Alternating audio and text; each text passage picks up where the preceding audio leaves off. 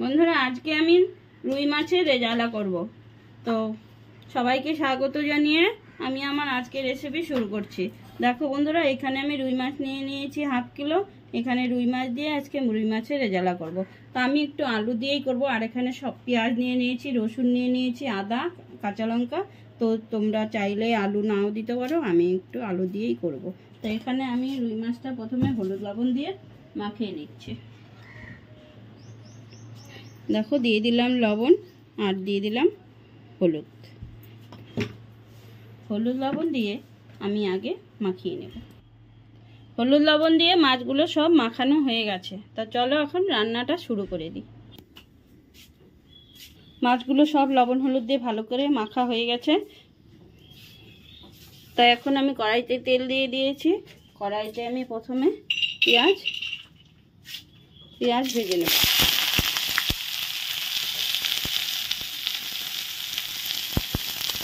পেঁয়াজটা একটু ভালো করে ভেজে নিচ্ছি।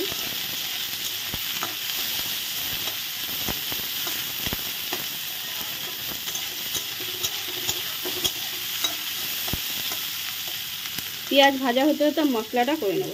পেঁয়াজটা দেখো ব্রাউন কালারের হয়ে এসছে অনেকটা, আর একটু ভেজে নেব।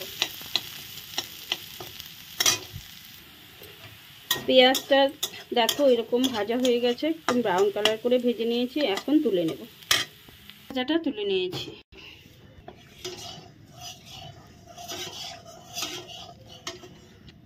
তেল গরম হয়ে গেছে, মাছগুলো আমি আস্তে আস্তে তুলে দিলাম। মাছগুলো হালকা করে ভেজে নেব।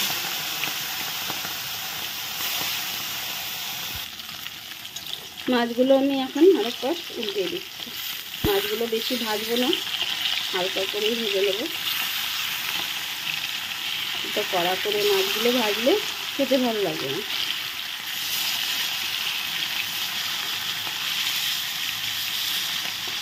দেখো আরেক পাশ আমি উল্টে দিলাম। আগের মাছগুলো তুলে নিয়েছি, পরের মাছগুলো আবার দিয়ে দিই।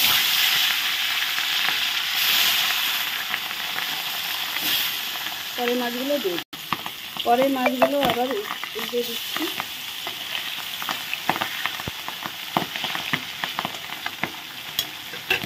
এই মাছগুলো ভাজা হয়ে গেছে, তুলে নিচ্ছি। মাছগুলো সব ভেজে তুলে নিয়েছি।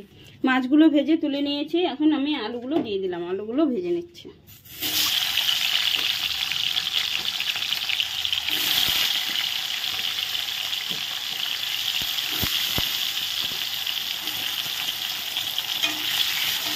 আলুগুলো এখন একটু ভালো করে ভেজে নেব। আলুগুলো ভাজা হয়ে গেছে, তুলে নিচ্ছি।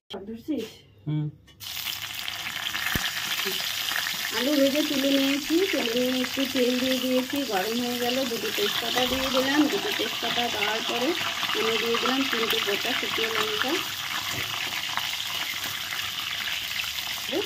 ভালো করে লঙ্কাগুলো ভাজা হয়ে গেছে। আমি এখন দিয়ে দেব লবঙ্গ, এলাচ আর দারচিনি ফোড়নে দিয়ে দিলাম। এই যে লবঙ্গ, এলাচ, দারচিনি ভাজা হয়ে গেছে। এখন কালো জিরে দিয়ে দিলাম ফোড়নে। সব কিছু ভাজা হয়ে গেল।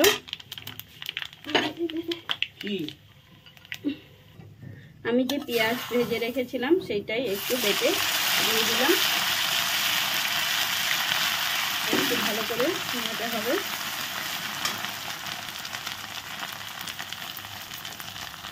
পেঁয়াজটা ভালো করে ভাজা ভাজা হয়ে গেছে। এখন আদা, রসুন, কাঁচা লঙ্কা দিয়ে দিলাম।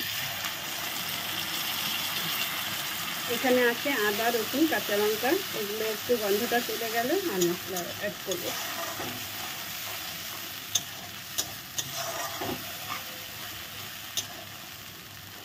মশলার মধ্যেই আমি আলুগুলো দিয়ে দিচ্ছি। আলুগুলো একটু শক্ত আছে, তা সেদ্ধ হয়ে যাবে। আলুগুলো দিয়ে একটু ভালো করে কষিয়ে নিচ্ছি। এখানে আমি কাজু, দই আর দিয়ে দিলাম পোস্ত বাটা। দিয়ে ভালো করে একটু নেড়ে নিচ্ছি।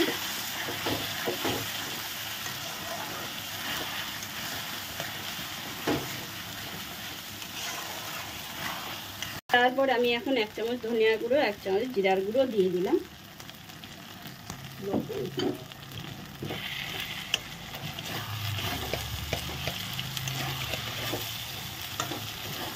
স্বাদ মতো লবণ দিয়ে দিলাম।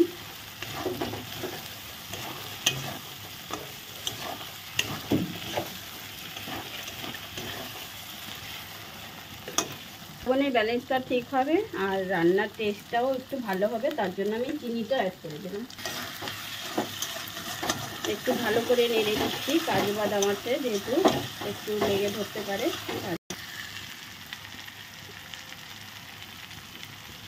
এখন আমি অল্প জল দিয়ে দিলাম।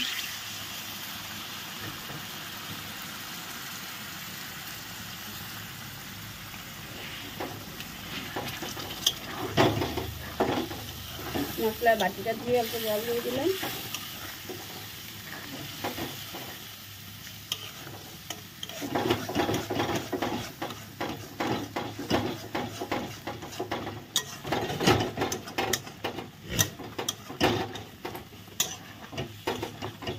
ভালো সেন্ট হওয়ার জন্য আমি সুন্দর 4টে কাঁচা লঙ্কা দিয়ে দিলাম।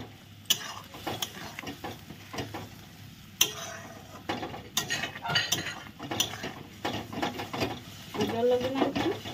জল লাগবে? হ্যাঁ, আরেক বাটি জল দিয়ে দিলাম। ঝোলটা আমার ফুটে এসছে, এখন আমি মাছগুলো সুন্দর করে সাজিয়ে দেবো।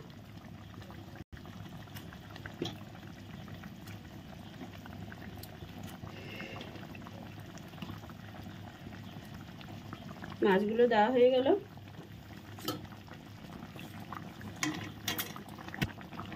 নেড়ে দিচ্ছি। এখন দেখো কি সুন্দর ফুটছে। এই রান্নাটা কিন্তু সাদাই হবে, তো এই রান্নাটার মধ্যে হলুদ ব্যবহার করা যাবে না। দেখো কি সুন্দর রুই মাছের রেজালাটা কিন্তু আমার হয়ে গেছে। তো এখন আমি নামিয়ে দিচ্ছি।